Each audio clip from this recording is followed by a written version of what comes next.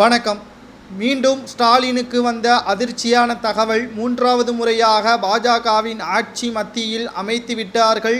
தற்பொழுது பாஜகவின் ஆதரவோடு பெரும்பான்மை நிரூபித்த காரணத்தினால் பிரதமராக மோடி அவர்கள் பதவியேற்று விட்டார். நேற்று இரவு முழுவதும் தூக்கம் இல்லாமல் ஸ்டாலின் அவர்கள் இருந்திருப்பார். அதில் எந்த ஒரு சந்தேகமும் கிடையாது.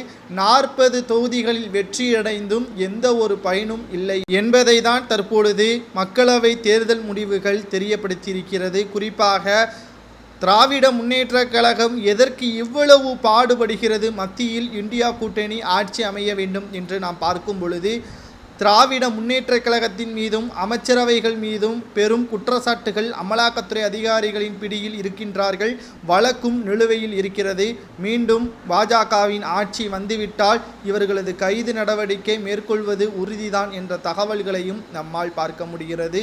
இந்த காலகட்டத்தில்தான் மீண்டும் எப்படியாவது பாஜகவின் ஆட்சி வரவிடாமல் இந்தியா கூட்டணியின் ஆட்சி வந்துவிட வேண்டும் என்று 40 தொகுதிகளை வெற்றியடைந்து நேரடியாக இந்தியா கூட்டணி ஆதரவுகளையும் தெரிவித்தார் ஸ்டாலின் அவர்கள். ஆனால் பெரும்பான்மை இல்லாத காரணத்தினால் பட்ட கஷ்டங்கள் அனைத்தும் மண்ணோடு மண்ணாகிவிட்டது.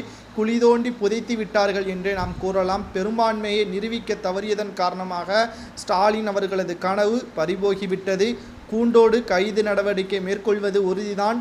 மேலும் முதல்வர் ஸ்டாலின் அவர்களுக்கு எதிராக மோடி அவர்கள் முதல் கையெழுத்தை போட உள்ளார் என்ற தகவல்களும் வெளியாகி இருக்கிறது.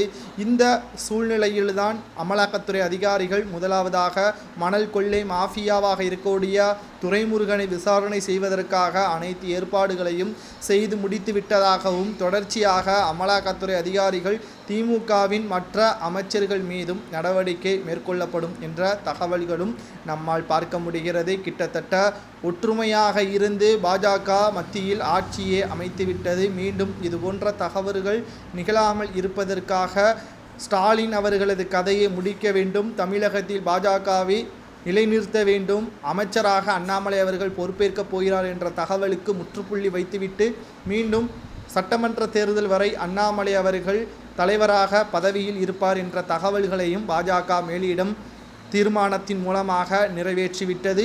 ஸ்டாலின் அவர்களது கதை முடிய போகிறது. இத்தனை ஆண்டுகளாக கஷ்டப்பட்டது மண்ணோடு மண்ணாகிவிட்டது. இனி 40 எம்பிக்கள் நாடாளுமன்றத்தில் எதிர்ப்புகளை தெரிவித்துவிட்டு அங்குள்ள கேண்டீனில் பாதி விலையில் கிடைக்கின்ற போண்டா மற்றும் பச்சிகளை சாப்பிட்டுவிட்டு அரட்டடிக்கக்கூடிய போக்கை இவர்களுக்கு சம்பளமாக மாதம் 1 லட்சம் ரூபாய் வழங்கப்படுகிறது. தமிழக மக்கள் இளிச்சவாயனாக மாறிவிட்டார்கள் என்று இதன் மூலமாக நம்மால் பார்க்க முடிகிறது. வேறு எப்படி சொல்வது? தமிழக மக்கள் ஆட்சி மாற்றம் வேண்டும் என்று கூறுகிறார்கள். ஆனால் திமுகவிற்குத்தான் ஓட்டுக்களை செலுத்துகிறார்கள் என்ற கோபம் அண்ணாமலை அவர்களுக்கு இருக்கிறது.